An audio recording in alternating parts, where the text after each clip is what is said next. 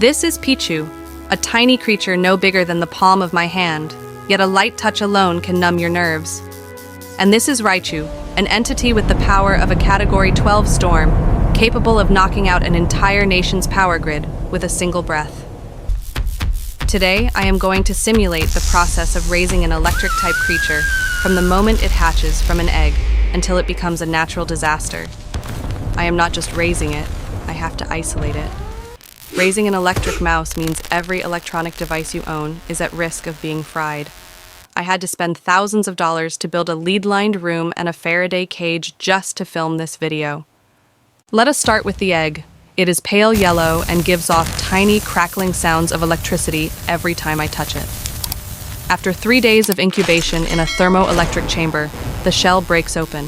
Pichu is born. It looks extremely fragile, with oversized ears and no real control over the electrical charge inside its body. Every time it sneezes, the light bulbs in my room flicker. To raise Pichu, I cannot use a glass tank or a regular garden setup. I built a special habitat called the Thunder Arena. I divided it into 3 main zones. Zone 1 is an electrically charged wool carpet where Pichu rubs its fur to build up charge in its cheeks. Zone 2 is the lightning tree.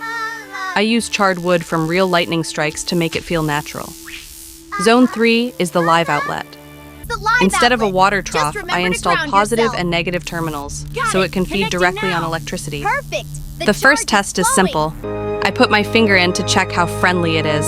Snap. A blue spark shoots out. It hurts more than I expected, like touching an exposed wall outlet. Next comes feeding. Pichu does not like normal fruit. I discovered it will only eat apples if I microwave them first.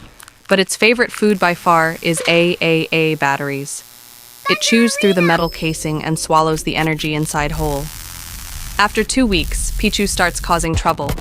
Its electromagnetic field is strong enough to completely wipe the data on my computer's hard drive, even though it is about 10 feet away, which is roughly 3 meters. I realize I am raising a ticking time bomb, not a pet. One night, a massive thunderstorm rolls in.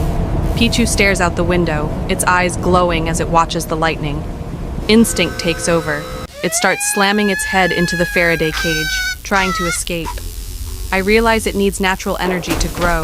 I take it out into the backyard under the rain. The moment a bolt of lightning strikes the nearby lightning rod, Pichu lunges forward and absorbs the full current.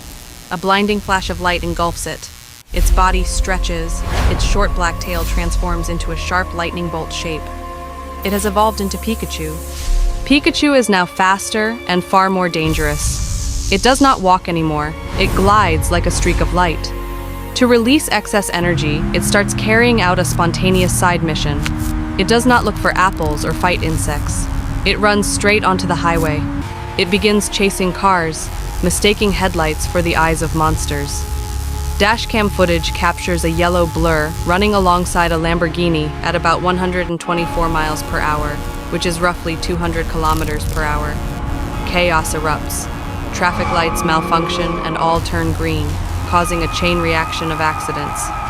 Pikachu does not mean to hurt anyone, but its very existence is a threat to modern society. The highway incident draws attention, but this time, it is not the police or a zoo. It is a private energy technology corporation called Volt Corp. They send in a special response team wearing level 4 insulated protective suits to my house. They do not use guns or plasma nets. They use something far more brutal, an electrostatic vacuum device. They fire a tool that creates a vacuum field around Pikachu, leaving its electricity with no medium to travel through.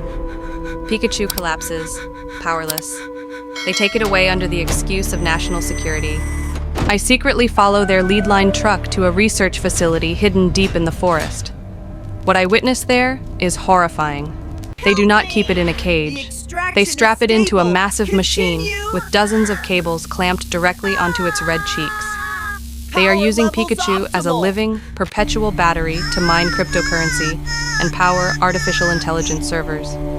Pikachu screams in pain as its light slowly fades. It is being drained dry. I cannot just stand there and watch. I sneak into the control room, planning to shut off the main breaker, but I accidentally drop my backpack. Inside is an item I bought online, a raw thunderstone. The stone rolls into the containment area.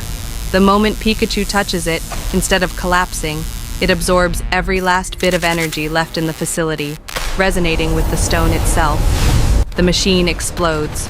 From the smoke and electromagnetic haze, a massive dark silhouette rises.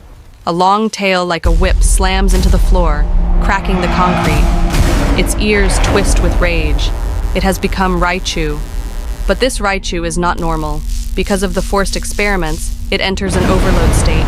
It glows blue instead of yellow.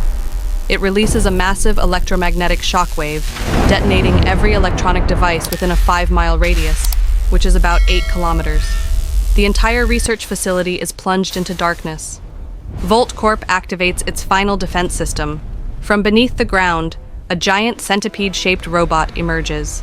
It is built entirely from ceramic and rubber, materials that are perfect electrical insulators. They call it the Earthbreaker. Raichu fires a 100,000-volt surge into the robot, but it is useless. The electricity completely slides off. The robot lashes out with its ceramic tail, slamming Raichu into the wall. Raichu roars, its eyes burning red. It realizes energy attacks are useless. It changes tactics. Instead of releasing electricity outward, it channels all of its power into its muscles. Using supersonic speed, it charges the robot with an electric tackle. The impact creates a deafening sonic boom, but it is not enough. The ceramic armor is too strong. Raichu remembers when it was still Pichu, chewing on batteries. It lunges again, not with a frontal attack, but by clinging tightly to the robot's only metallic joint.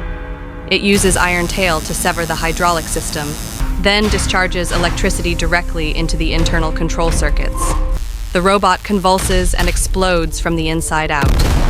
Raichu stands in the sea of flames, breathing heavily, electricity bursting uncontrollably from its body. I run toward Raichu, but I cannot get closer than about 33 feet, which is roughly 10 meters. My hair stands on end, my skin burns. Raichu turns to look at me with sad eyes. It understands that its existence is now a danger to me and to humanity. If it comes home with me, it would cook an entire neighborhood just by falling asleep. It cannot live on a rooftop, and it cannot live in a zoo. It belongs to the sky. Raichu nods at me one last time, then focuses its energy into its legs. Boom. It launches straight into the air like a rocket, disappearing into the dark storm clouds gathering above. 6 months have passed. I no longer have a pet. But whenever the weather forecast warns of a major storm, I drive to the highest mountain peak. Looking into the heart of the storm, I see blue lightning dancing. I know that is Raichu, the free thunder god ruling the skies. It no longer needs me to protect it. It is protecting the world in its own way by staying far away from humans. Thank you for watching this simulation video. Do not forget to subscribe, because in the next episode, I will try incubating an egg inside a furnace. Could it be a dragon? Stay tuned.